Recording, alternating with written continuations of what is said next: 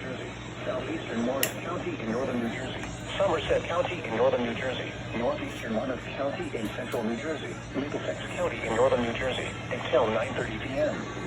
At 8:37 p.m., an area of severe thunderstorms were located along a line extending from Keephead and Gladstone to White House Station to Society Hill to near East Brunswick, moving east at 40 miles per hour.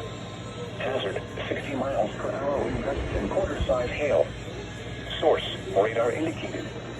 Impact, minor damage to vehicles is possible. Wind damage to roof, siding, trees, and power lines is possible.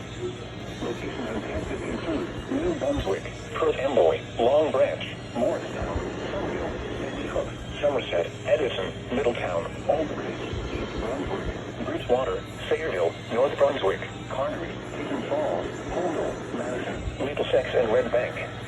This includes the following highways: New Jersey Turnpike between exits 10 and 13. Interstate 78 in New Jersey between mile markers 21 and 42. Interstate 487 in New Jersey between mile markers 0 and 36. Garden State Parkway between mile markers 110 and 134. For your protection, ensure your room on the lowest floor of a building.